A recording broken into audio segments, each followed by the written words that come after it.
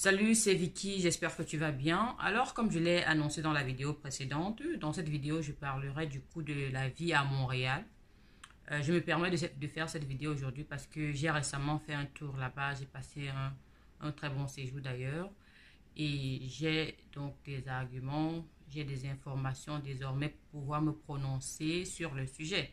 Avant, je ne pouvais pas faire cela parce que je ne connaissais pas grand-chose. Déjà, même les termes québécois m'échappaient, je ne comprenais pas. Mais avec le séjour que j'ai passé là-bas, ça m'a permis de comprendre un peu, voilà, comment on dit les termes québécois.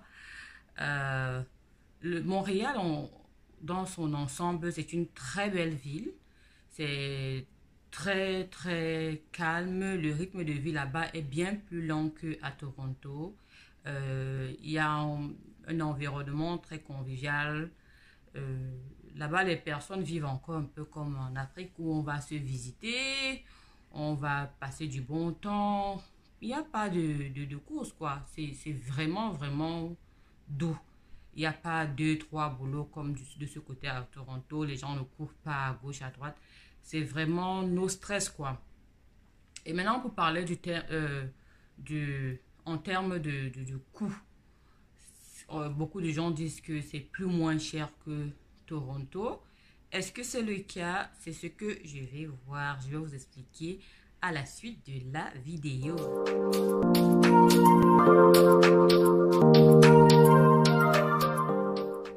Pour commencer cette vidéo sur le coût de la vie à Montréal, on va parler d'abord du logement, bien évidemment, parce que c'est le nerf de la guerre. C'est le logement qui prend souvent la grande partie du revenu. Donc, le logement à Montréal est bien différent du logement ici. Déjà, je ne vais pas dire Montréal, parce que Montréal, même apparemment, est très cher. Donc, pour la personne qui arrive, pour les jeunes immigrants ou les personnes qui veulent aller du côté de Montréal, il faut choisir les périphériques comme Laval, Blainville où j'étais, euh, Saint-Jérôme, Sainte-Thérèse, ce genre de ces localités-là, je vais appeler ça comme ça, je ne sais pas si c'est comme ça qu'on appelle, mais ces localités-là sont un peu plus moins chères que Montréal, même parce que Montréal est tout aussi cher que Toronto. J'ai vu des locations là-bas à 7 000 $ le mois. Je me suis demandé, mais attends, je n'ai pas encore vu l'autre là ici à Toronto. Donc, mais par contre, les environs, les périphériques sont vraiment abordables, dépendamment de la région où vous vous trouvez.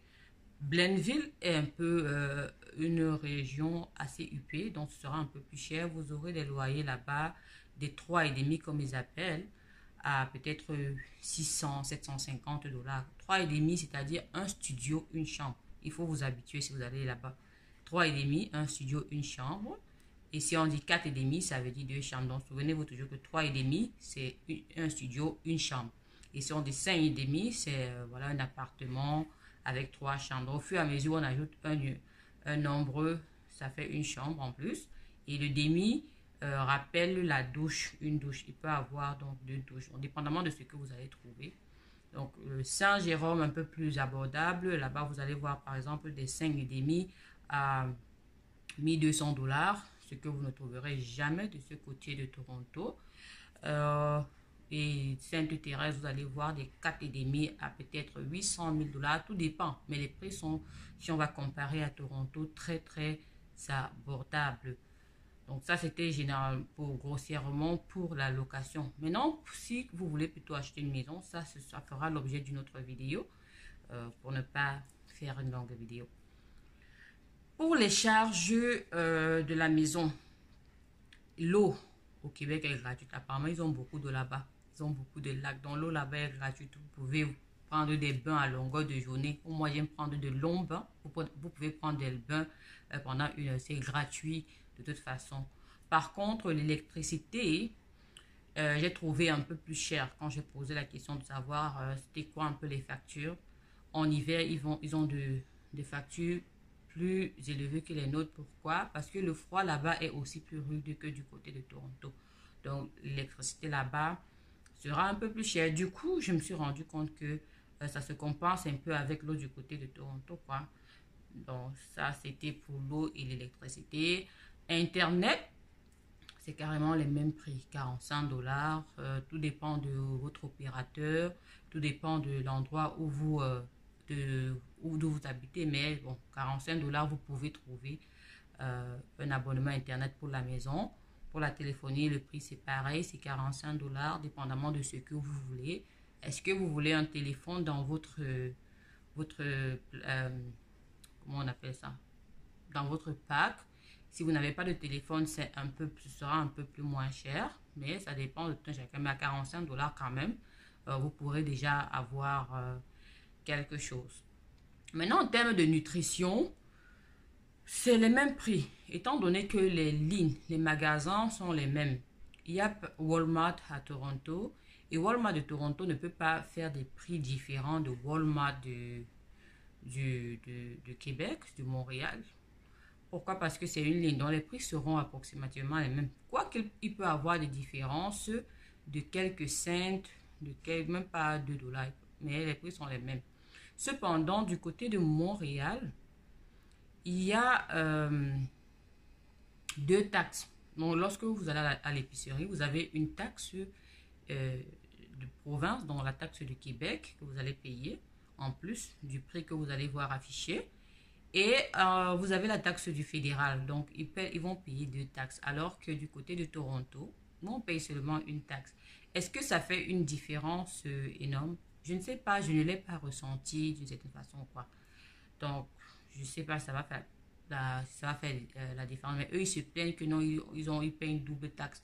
Et quand je fais la différence au niveau de cette taxe-là, c'est quelque chose comme 4%. Donc, c'est vraiment pas grand-chose pour moi, quoi. Oui, ça c'était pour la nutrition. Les montants que vous allez dépenser, c'est la même chose. Donc, ça dépend de ce que vous mangez, ça dépend du nombre de personnes qui comptent votre famille.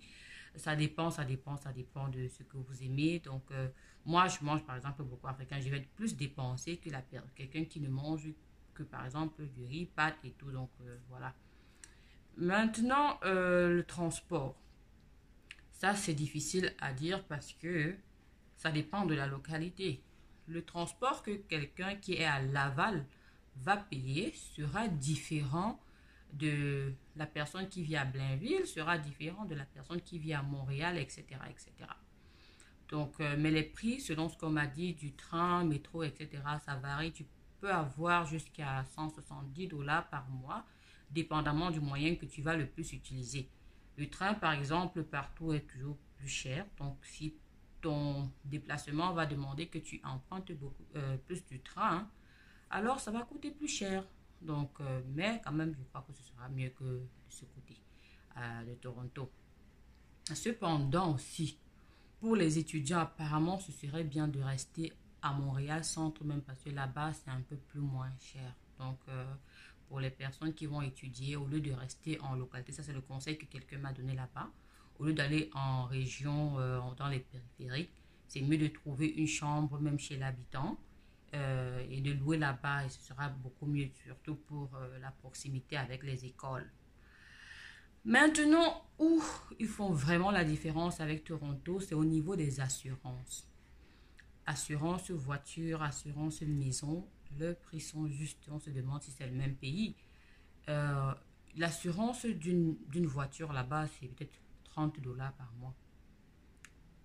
Vous ne verrez jamais ça ici. Moi, je paye peut-être 100 dollars, je suis contente. Hein. C'est moins cher.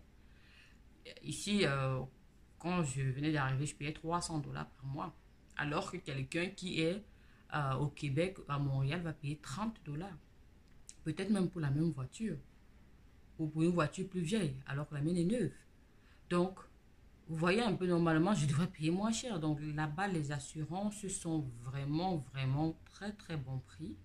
Ce qui fait, ok, si on a une adresse là-bas, on assure la voiture là-bas, on va payer très, très moins cher l'assurance. Ça va faire une grosse différence. Eux, par an, ils payent 400 dollars d'assurance, alors que par an, ici, on va payer 4000 dollars d'assurance. Ça fait vraiment, vraiment une différence à prendre en considération.